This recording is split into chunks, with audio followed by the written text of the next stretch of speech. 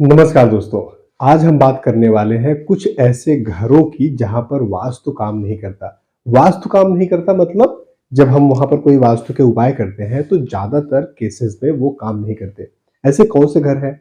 आपको ऐसे घर सेलेक्ट करते हुए क्या ध्यान देना चाहिए? जब आप कोई नया घर लेने जा रहे हैं उस समय आपको क्या ध्यान देना चाहिए?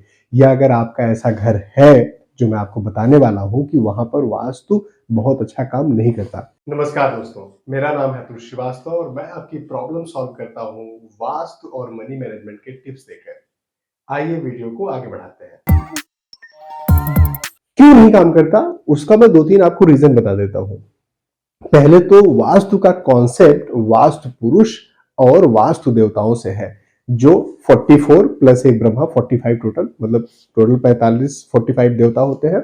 उसमें ब्रह्मा को हम हटा देते हैं तो 44 देवता जो होते हैं घर में अलग अलग स्थान पर विराजमान होते हैं।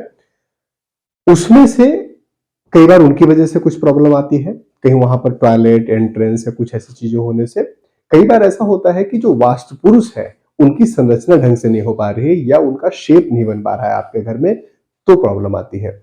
चलिए बात करते हैं कि कौन से ऐसे घर हैं जहां पर वास्तु अच्छी तरीके से काम नहीं करता।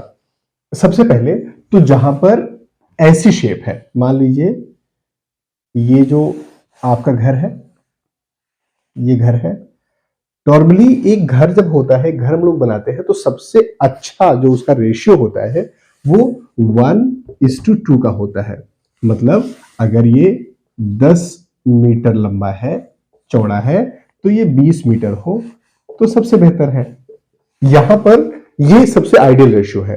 हालांकि 1/3 1/4 तक भी काम कर जाता है, लेकिन अगर 1/4 से ज्यादा है, 1:4 से ज्यादा है, मतलब ये 1:4 है। कहने का मतलब यह है कि आपकी जो आपका घर है, जो प्लॉट है या कंस्ट्रक्टेड घर ही है, वहां पर ये 10 मीटर चौड़ा है और ये 40 मीटर लंबा है। ये जो लेंथ है इसकी 40 मीटर है। तो यहां पर वास्तु बहुत ही कम काम करता है। अगर इससे भी चौड़ा है तो वास्तु और ज्यादा ढंग से नहीं काम करेगा। ज्यादातर ऐसे केसेस में रिजल्ट नहीं आते हैं। वहां पर आपको एक्सपर्ट वास्तु कंसल्टेंट का उपाय लेना चाहिए। अब जैसे वो लोग हैं उनको मैं थोड़ा सा आइडिया दे देता हूं कि ऐसे केसेस में कैसा करना चाहिए। नॉर्मली ऐसे केसेस में हमें दो ट्रीटमेंट करना चाहिए। एक तो हमें पूरा ग्रेविटी सेंटर निकालना चाहिए, पूरे घर का ग्रेविटी सेंटर निकालना चाहिए। दूसरा, एक बिल्कुल ठीक बीच में स्क्वायर बनाकर और फिर उनके डायरेक्शंस की मैपिंग करके तब देखना चाहिए कि कहां से सिम्टम मैच कर रहे हैं, तो उस पे वास्तु पे काम किया जा सकता है। हालांकि अगर आप अपने खुद के घर का ट्रीटमेंट कर रहे हैं, अपने खुद के घर के का देख रहे हैं, उस पर ट्रीटमेंट कर रहे हैं, तो 1:4 1:3 तक तो ठीक है। आप जो वीडियोस देखते हैं या किसी से सलाह लेते हैं वहां से आपका वास्तु को ट्रीटमेंट आप करो। लेकिन अगर 1:3 से ज्यादा है, 1:4 या उससे ज्यादा है, तो वास्तु आप अपने से नहीं कर पाओगे, किसी न किसी अच्छे वास्तु कंसल्टेंट की जरूरत होती है।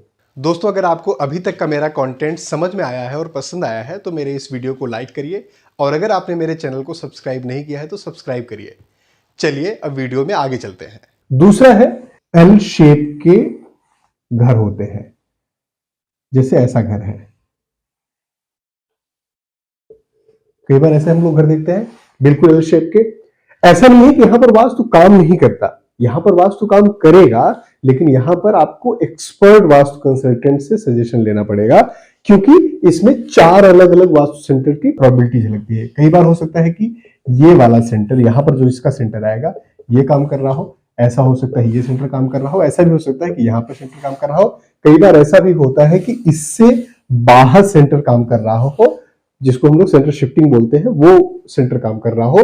तो किस सेंटर से मैच कर रहा है, सेंटर फाइंड आउट करना ऐसे घरों में सबसे बड़ी प्रॉब्लम होती है। इसलिए वहां पर वास्तु के उपाय काम नहीं करते हैं, या वास्तु के उपाय तभी काम करेंगे जब आप ढंग से किसी कंसल्टेंट से या किसी अच्छे कंसल्टेंट से आप सलाह लेंगे। तो एल शेप के अगर आपका घर है तो आपको खुद से अपने वास्तु उपाय नहीं करने चाहिए। तीसरी एक शेप मैं आपको बता रहा हूं जहां पर आपको वास्तु उपाय खुद से नहीं करने चाहिए। कई बार वो अजीबोगरीब से शेप होते हैं, जैसे ऐसे। आजकल आप देखोगे तो बहुत सारे बिल्डर इस तरीके से आपको बना के देते हैं घर। ऐसा कुछ रैंडम सा। अब यहां पर भी प्रॉब्लम वही सेंटर फाइंडिंग की होती है। ऐसे घरों में सेंटर फाइंड आउट करना बहुत प्रॉब्लमेटिक है। तो ज्यादातर ऐसे केसेस में मास ग्रेविटी सेंटर जो कैड से हम लोग बनाते हैं, मास ग्रेविटी सेंटर और फिर एंगुलर डिवीजन मेथड से, तो वो बनाया जाता है। ऐसे घरों में मल्टीपल सेंटर्स प्रोबेबिलिटी के हिसाब से बना के मल्टीपल ग्रेडिंग करके फिर सिम्टम मैच करके देखा जाता है कि एग्जैक्टली कहां पर सेंटर है और कौन सा सेंटर काम कर रहा है। ऐसे घर अगर आपके हैं तो वहां पर भी आपको खुद से वास्तु कंसल्टेंसी या वास्तु के उपाय नहीं करना चाहिए जब तक किसी आप एक्सपर्ट से सहायता ना लें। कई कई बार होता है कि हम कुछ उपाय कर लेते हैं, कुछ एक ट्रीटमेंट अपना कर लेते हैं खुद से, और वो गलत पड़ जाता है, मतलब उसका नेगेटिव इंपैक्ट आ जाता है जो आप ट्रीटमेंट कर रहे हैं उससे। अब एक है जो गोमुखी और शेरमुखी हम लोग जिसको बोलते हैं, कई बार आपने सुना होगा। जैसे आपका घर ऐसा है, कुछ ऐसा है। दूसरा ऐसा हो सकता है कि ये पीछे बहुत ज्यादा हो और आगे बहुत ही संकरा हो। ऐसा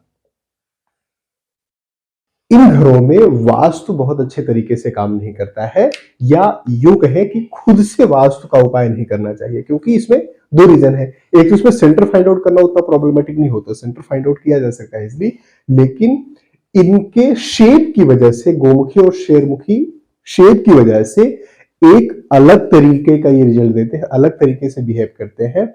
उस घर का नेचर ही बदल जाता है। और कई बार वहां पर ऐसा होता है कि किसी पर्टिकुलर आदमी को वो घर बहुत ज्यादा फल सकता है, किसी को वो घर बहुत ज्यादा नेगेटिव इंपैक्ट कर सकता है।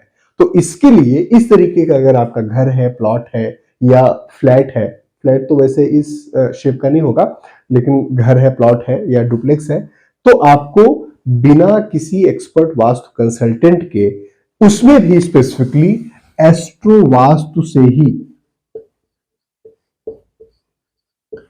एस्ट्रो वास्तु मतलब आपकी कुंडली और घर में जो रह रहा है, जो अर्निंग है, जो मेन मुखिया है, उसकी कुंडली, जिसको हम लोग पालक बोलते हैं, और जो घर का वास्तु है, दोनों को मैच करके ही इसका ट्रीटमेंट किया जाता है। अदरवाइज अच्छे रिजल्ट कभी नहीं मिलते हैं। इसके अलावा कुछ और ऐसे घर जो नॉर्मल घर है, जैसे हम लोग जो नॉर्मल शेप की बात करते हैं, मतलब कुछ ऐसा सा शेप है, ऐसा सा घर का शेप है, वहां पर दो तीन अगर प्रॉब्लम है तो वो कभी भी अच्छा रिजल्ट नहीं देती है। और वो प्रॉब्लम है तो घर के बाकी जो प्रॉब्लम्स है, वास्तु दोष है, उनका इफेक्ट ही उतना ही पड़ेगा, क्योंकि वो प्राइमरी वास्तु दोष का ही बहुत ज्यादा इफेक्ट होता है। जैसे पहला है नॉर्थ ईस्ट की टॉयलेट। अगर किसी घर में नॉर्थ ईस्ट में टॉयलेट या किचन है तो वो प्रॉब्लम क्रिएट करेगी। ऐसे घरों में बाकी कहीं पर भी आप वास्तु के उपाय कर लो, अच्छा कर लो, नॉर्थ ईस्ट की टॉयलेट या किचन है तो अच्छे रिजल्ट कभी भी नहीं देगी। ऐसे घरों का वास्तु नहीं करना चाहिए जब तक कि इसको आप शिफ्ट नहीं करते, हटाते नहीं, डिसमेंटल नहीं करते, टॉयलेट या किचन दोनों को। दूसरा, जिनके घर में साउथ वेस्ट की एंट्रेंस है, जिनके घर में साउथ वेस्ट की एंट्रेंस है, वहां पर भी, उस घरों में भी वास्तु काम नहीं करता है। क्योंकि मैं आपको अक्सर बताता हूं कि एंट्रेंस का जो इफेक्ट होता है आपके घर में, वो ऑलमोस्ट 60 to 80% होता है। एंट्रेंस सबसे महत्वपूर्ण होता है। एंट्रेंस सही है तभी बाकी वास्तु इफेक्ट्स जो है, वास्तु के दोष है या अच्छाइयां हैं, उनके पॉजिटिव और नेगेटिव इंपैक्ट पड़ेंगे। इसीलिए हम लोग ज्यादातर केसेस में अगर पॉजिटिव एंट्रेंस नहीं है तो उसको ब्लॉक कराया जाना, मतलब उस एंट्रेंस का पहले ट्रीटमेंट कर दो, तो फिर बाकी जितनी चीजें होंगी घर के अंदर की, वास्तु दोष होंगे या पॉजिटिव चीजें होंगी, उनका इंपैक्ट पड़ेगा, फिर उसका ट्रीटमेंट करना है। तो अगर साउथ वेस्ट डायरेक्शन की एंट्रेंस है तो कभी भी घर का वास्तु नहीं करना चाहिए, अच्छे रिजल्ट नहीं देना चाहिए बिना इसको क्लोज किए, बिना इसको हटाए। दूसरी डायरेक्शन है साउथ वेस्ट डायरेक्शन की एंट्रेंस। अगर साउथ वेस्ट डायरेक्शन की एंट्रेंस हो तो उन घरों में भी वास्तु अच्छा काम नहीं करता, अगर आप साउथ वेस्ट डायरेक्शन की एंट्रेंस नहीं हटाते हैं तो। इसके अलावा अगर किसी घर का ब्रह्म स्थान भेदित हो, ब्रह्म स्थान मतलब ये जैसा आपका घर है, इसका जो सेंटर है, ये बिल्कुल जो ब्रह्म स्थान है, अगर ब्रह्म स्थान भेदित है, मतलब वहां पर टॉयलेट है, किचन है, ब्रह्म स्थान में टॉयलेट है, किचन है, या डिक है, पॉट है, मतलब वहां पर खुदा हुआ है। कई बार होता है ना कि वो वहां पर खोद के बना देते हैं कि नालियों का पानी आएगा और उस तरीके से जाएगा। ऐसी चीज है, उस घर में भी ब्रह्म स्थान जहां पर वेदित है वहां पर भी वास्तु का रिजल्ट कभी भी अच्छा नहीं आता है। वहां पर आपको कई लोग ब्रह्म स्थान का भेदन की एक प्रक्रिया करते हैं, वहां पर मतलब कुछ मेटल्स डलवा के, कुछ कछुए और कुछ चीजें और डलवा के, कई बार पत्ती डलवा के, तो वो चीजें करते हैं, लेकिन वो कभी भी बहुत ही अच्छा रिजल्ट नहीं देता। नाभि स्थान या ब्रह्म स्थान कभी भी भेदित नहीं होना चाहिए, कभी भी वो फॉल्टी नहीं होना चाहिए, वहां पर टूटा फूटा नहीं होना चाहिए। अगर है तो वास्तु के रिजल्ट अच्छे नहीं आएंगे। ये कुछ ऐसे वास्तु दोष थे, ऐसे घर के शेप्स थे, ऐसे घर की बातें थी जहां पर वास्तु का अच्छा रिजल्ट नहीं आता। अगर आपके घर, आपके जानने वाले किसी का घर ऐसा है जहां पर जो मैंने अभी चीजें बताई इसमें से कोई भी प्रॉब्लम है और उसको वास्तु में प्रॉब्लम आ रही है, तो मुझे कमेंट बॉक्स में कमेंट लिखकर बताइए। अपना और अपनों का ख्याल रखिए। Thank you. जय हिंद।